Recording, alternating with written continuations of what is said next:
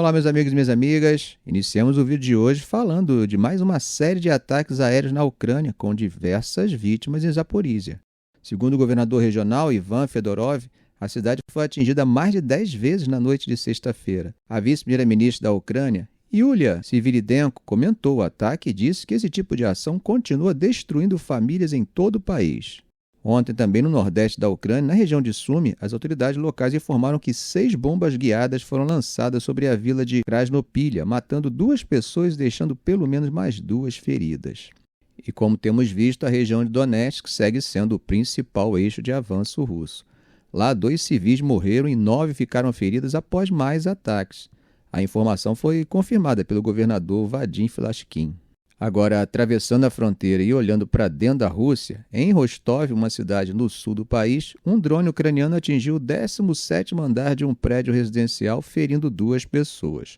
Segundo o governador interino, Yuri Silzar, outros drones foram interceptados pela defesa aérea. Já em Voronezh, também perto da fronteira com a Ucrânia, mais de 10 drones ucranianos teriam sido destruídos, de acordo com Alexander Gusev, governador da região. Bom, dessa vez sem relatos de feridos ou danos, né? Vale lembrar que nenhuma dessas informações pôde ser verificada de forma independente, tá? O Ministério das Relações Exteriores fez uma declaração de que o país se reserva o direito de dar uma resposta simétrica aos ataques ucranianos contra as instalações de energia em territórios russos. O Ministério Russo afirmou que provocações estão sendo usadas novamente, como em 2022, com o objetivo de atrapalhar o processo de negociação, e fez um alerta direto. Se Kiev continuar com essa linha de ação, Moscou pode responder da mesma forma, ou seja, atacando também instalações energéticas. Bom, gente, hoje, sábado, Zelensky fez uma visita à região de Donetsk, mais especificamente aos arredores da cidade estratégica de Pokrovsk. Ele se reuniu com os comandantes das unidades de drones que atuam ali. Segundo ele mesmo publicou nas redes sociais, o encontro aconteceu no posto de comando do chamado Grupo Tático Pokrovsk. Zelensky disse que recebeu um relatório detalhado sobre a situação operacional naquela frente, sobre como estão as defesas ucranianas e como está o andamento das missões. Ele também aproveitou a visita para condecorar os militares com comendas estatais, né? Como sabemos, gente, Pokrovsk tem sido um dos pontos mais tensos na linha de frente, né? As forças russas continuam avançando lentamente por ali com o objetivo de consolidar o controle sobre toda a região de Donetsk, que, como vocês sabem, é uma prioridade para Moscou desde o início da guerra. E os drones, claro, estão no centro disso tudo. Como temos visto por aqui, desde 2022 eles mudaram completamente a dinâmica do campo de batalha. E a Ucrânia tem dado cada vez mais destaque a essas unidades.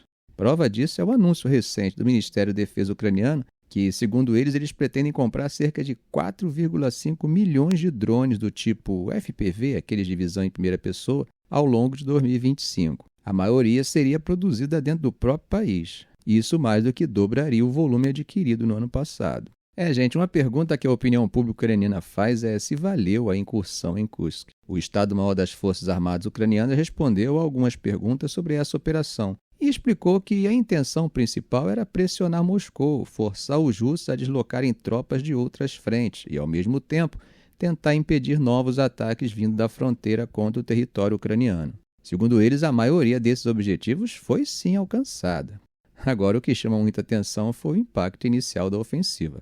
Na prática, foi o maior ataque externo ao território russo desde a Segunda Guerra Mundial. As tropas ucranianas avançaram rápido e conseguiram ocupar uma área considerável, mais de 1.300 km² na região de Kursk. E boa parte disso sem enfrentar resistência nos primeiros dias. Mas aí começa o problema, né? A manutenção desse território era um desafio desde o início. A operação envolveu tropas de assalto, tanto aéreas quanto navais, mas o contingente não era grande o suficiente para sustentar um controle mais duradouro da região. E esse ponto foi destacado por Serhiy Hakhnamin, que faz parte do Comitê de Segurança e Defesa do Parlamento ucraniano. Segundo ele, a operação até conseguiu avançar em profundidade, mas sem largura suficiente na frente de combate. Isso acabou deixando os flancos expostos, o que dificultou a defesa quando vieram os contra-ataques russos. A situação começou a se agravar no fim do ano, quando Moscou enviou reforços, unidades de elite, mais drones e, de acordo com fontes próximas às Forças Armadas ucranianas, até tropas norte-coreanas. Esses reforços avançaram até chegar a uma posição que ameaçava uma das principais rotas de abastecimento da Ucrânia na região. Ainda segundo Hakhmanin, Não foi só o número de soldados russos que aumentou, mas também a qualidade das forças envolvidas. Como sabemos, Putin nunca admitiu publicamente a presença de militares norte-coreanos nesse teatro de operações, né?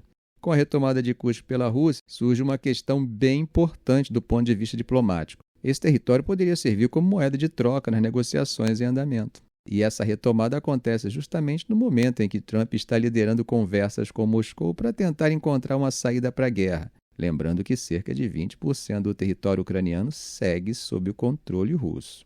Por falar nisso, gente, nessa segunda-feira, negociadores da Rússia e da Ucrânia vão desembarcar na Arábia Saudita para uma nova rodada de conversas mediadas pelos Estados Unidos. Mas apesar de estarem no mesmo local, os dois lados não vão se encontrar cara a cara.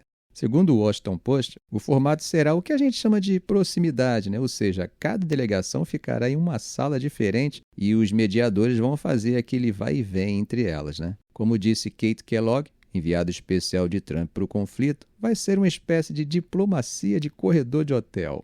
De acordo com Yuri Uzakov, o assessor de política externa do Kremlin, o foco das negociações será um cessar-fogo parcial concentrado no Mar Negro. A expectativa é que Moscou suspenda os ataques contra infraestruturas energéticas da Ucrânia. Também deve entrar na pauta o tema das exportações de grãos, ligadas àquele antigo acordo do verão de 2022 que regulava os embarques pelo Mar Negro. A delegação russa em Riad será liderada por Grigori Karazin, senador responsável por assuntos internacionais, e por Sergei Bezeda, assessor sênior do diretor do FSB, o Serviço de Segurança da Rússia. Já do lado ucraniano, segundo um alto funcionário de Kiev que preferiu não se identificar, a delegação será liderada pelo ministro da Defesa, Rustem Umerov, e por Pavlo Paliza, vice-chefe do gabinete presidencial. Zelensky comentou dias atrás que o grupo também contará com especialistas em energia e infraestrutura portuária.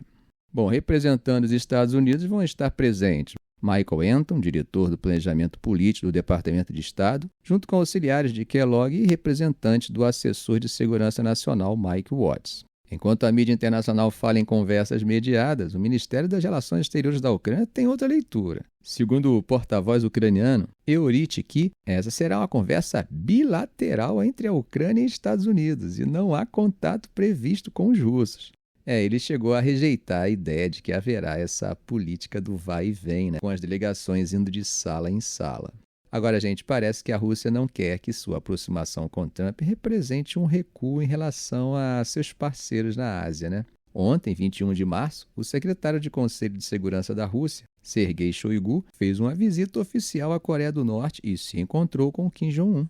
Esse encontro veio logo depois de o porta-voz do Departamento de Estado dos Estados Unidos, Tammy Bruce, ter criticado abertamente o apoio norte-coreano à Rússia, afirmando que isso só alimenta e prolonga a guerra na Ucrânia. Nesse mesmo dia, o chefe do FSB, Alexander Bortnikov, esteve em Pequim e se reuniu com o ministro da Segurança Pública da China, Wang Xiaohong. Segundo Wang, Pequim está disposta a aprofundar a cooperação entre as agências de segurança russas e chinesas, inclusive em temas como combate ao T... e ao crime transnacional. Ou seja, mais um sinal claro do alinhamento estratégico entre Moscou e Pequim nesse cenário de conflito prolongado. Depois, então, dos vazamentos de conversas do Elon Musk com o Pentágono, que tratariam sobre possível situação de guerra com a China, o que não faltam são motivos para o fortalecimento de laços entre Moscou e Pequim. Bom, gente, vamos dar um pulinho na África e ver como é que está a situação na República Democrática do Congo, né? O grupo rebelde, que faz parte da aliança chamada Congo River Alliance, anunciou nesse sábado que decidiu reposicionar suas forças em Walikale e nos arredores. Uma área que, como comentamos, foi tomada por eles ao longo dessa semana. Segundo o próprio comunicado, essa decisão estaria alinhada com o cessar-fogo que eles declararam em fevereiro e com os esforços de paz em curso. Um dos membros da aliança, que falou sob anonimato, disse que a ideia é se retirar para dar uma chance à paz. Mas não revelou para onde exatamente os combatentes do M23 iriam se deslocar. O mesmo porta-voz insistiu que o Walikale e as áreas próximas deveriam permanecer desmilitarizadas. E se o exército congolês ou seus aliados retornarem, isso significaria, nas palavras dele, que eles querem retomar as hostilidades.